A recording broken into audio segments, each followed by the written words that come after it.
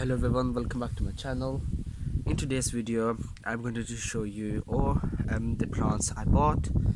So the two varieties of clematis I bought, which is one of them is clematis Yukika Muakai, something like that, and it wasn't reduced as the plants were a little bit damaged, as you can see, but most of it looks healthy and I can see some buds as well.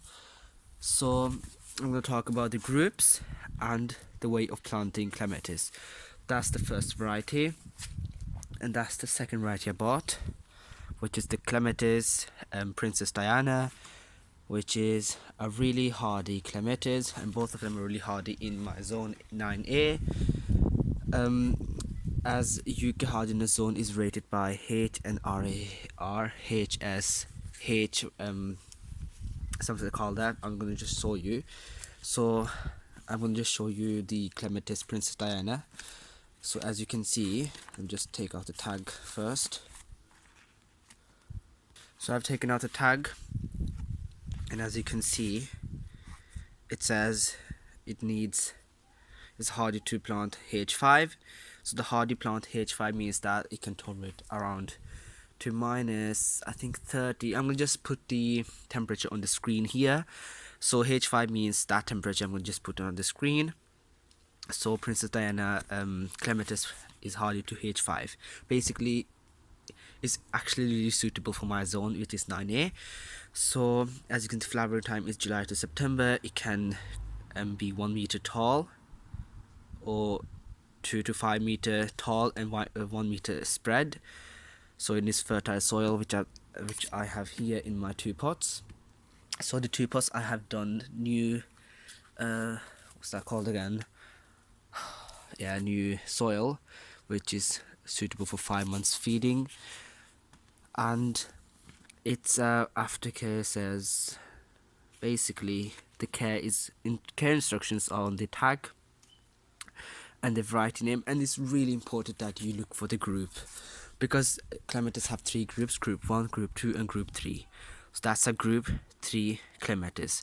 A group 3 means that it grows basically it flowers on new wood every year. New wood, basically need to cut it back to 30 centimeters every year, because it's a type of group any group 3 varieties needs to be cut to 30 centimeters, because it only flowers on new wood. So you don't want to like leave it like 1 meter or 3 meter tall and then cut it back like 30 centimeters and leave it like 2 meters, because it will only then flower on the top part and the bottom part of the plant will be bare.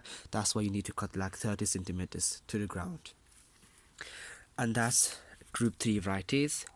And the group 2 variety, because that clematis is a group 2 variety, flowers on both old wood and new wood, which means that when it comes to the first flowering, which is the last year's growth, and it flowers on spring, then you need to just leave it, and then after this first flowering you need to cut all the old woods, and then the new wood will then flower, because it flowers twice a year, one in springtime and one in summertime. That's group 2.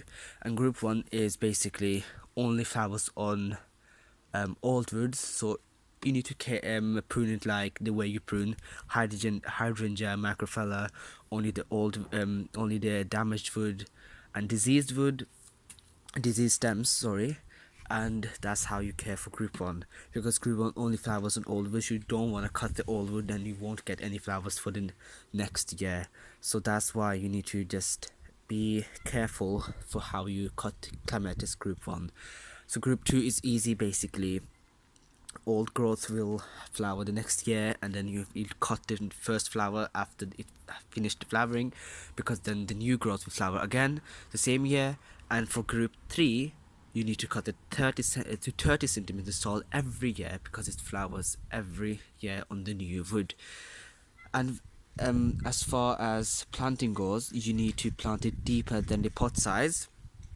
That's for all clematis types, no matter what group it is in. So you need to plant it like here, for example, so 1 to 3 inches tall more than the pot, so I will plant it like up to here. That's important that you do because of root development and stable plant. For clematis, you need to water it regularly because they're really thirsty plants, and you will also need to basically have the roots in the shade and the head of the plant in the sun. Clematis like to have the roots in shade and the basically leaves in sun, because the roots basically just need shade. That's the thing with the plant. So the thing most of people do is basically plant some flowering plants around the bottom parts, so that it provides basically shade for the roots. So around it I will plant some dianthus, baby doll dianthus, or I might plant some petunias or some marigolds. So that's how I'm gonna just plant it. So here I will plant the Princess Diana variety. So just keep watching. I've dug a hole in the pot, and then I will just plant it deeper than the hole basically.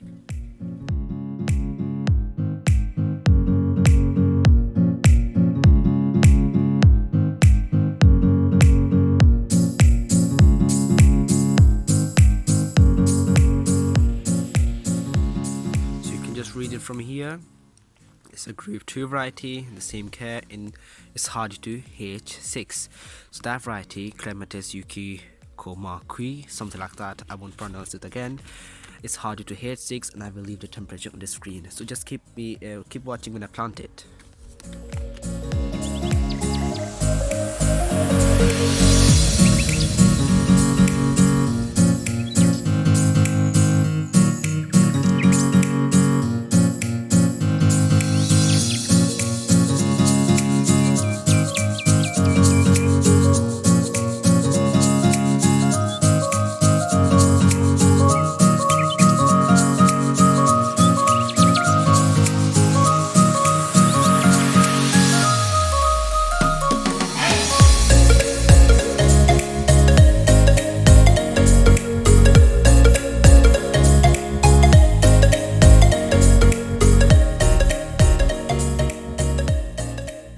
So I done TP on both of them, planted dianthus, 4 dianthus on each pot, and I have pruned a bit of the dead stems.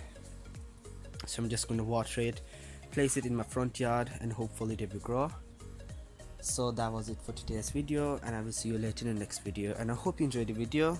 See you later. Bye.